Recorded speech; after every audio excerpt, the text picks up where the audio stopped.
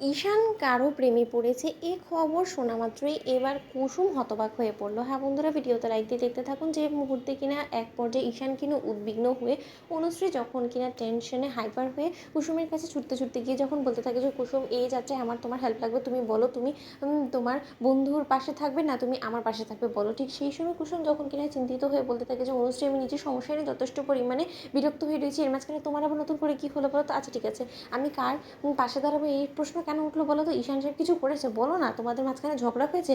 শোনো, অনুশ্রী স্বামী স্ত্রীর মধ্যে এরকম হয়ই। ঠিক সেই সময় অনুশ্রী যখন যেন বলতে থাকে যে যদি ঝগড়া হতো তাও না হয় একে অপরে এরকে ক্ষমা করে না হয় আমরা মিটমাট করে নিতে পারতাম, কিন্তু এখানে তো আমাদের স্বামী স্ত্রীর মাঝখানে তৃতীয় একজন ব্যক্তি এসে ঢুকে পড়েছে, যে কিনা আমাদের অনাকাঙ্ক্ষিত একজন অতিথি বলতে পারো, যাকে কিনা আমি কোনো মতে এখনো পর্যন্ত চোখে দেখিনি, কিন্তু সে যে আমার আর দিনকে দিন শত্রুতে পরিণত হচ্ছে সেটা আমি বেশ ভালো করেই বুঝতে পারছি।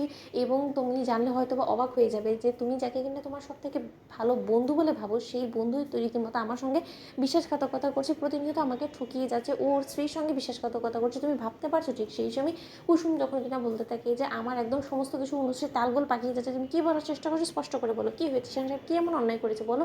ঠিক সেই সময় অনুশ্রী যখন কিনা বলতে থাকে যে কুসুম তোমার ঈশান সাহেব রীতিমতো প্রেমের সম্পর্কে কারো একজনের সঙ্গে জড়িয়ে পড়েছে, এবং আমি যতদূর জানতে পেরেছি যে তার সঙ্গে আজকে ঈশান দেখা করতে যাবে একটা রেস্টুরেন্টে। তুমি ভাবতে পারছো যে ঈশান একটা বিবাহিত পুরুষ হওয়ার শর্ত সে তার স্ত্রীকে ধোঁকা দিয়ে যাচ্ছে, এবং তুমি যদি এই সমস্ত কিছু জেনেও তুমি আমার পাশে না দাঁড়াও তাহলে আমি বলবো যে আমারও হয়তো বা তোমার পাশে আর দাঁড়ানো হবে না। ঠিক সেই সময় কুসুম যখন কিনা বলতে থাকে যে এদের দু ভাইয়ের হয়েছে এটা কিন্তু সেটাই বুঝতে পারছি না। এক ভাই নয়না নাকি তার পেছনে দিব্যি ছুটে বেড়াচ্ছে অন্ধের মতন, সে ওই নয়না কি নাকি তাকে বললো ওইটার উপরে বিশ্বাস করে ওই নয়নার সঙ্গে দেখা করতে চলে যাচ্ছে। আরেক ভাই নাকি আজকে আবার প্রেমিকার সঙ্গে দেখা করার জন্য তোমাকে মিথ্যে বলে রেস্টুরেন্টে ছুটে যাচ্ছে। মানে এরা দু ভাই মিলে কী শুরু করছে আমার কিছুই মাথায় ঢুকছে না। এখন তুমি কী করতে চাও? আমি তোমার পাশে আছি, বলো অনুশ্রী।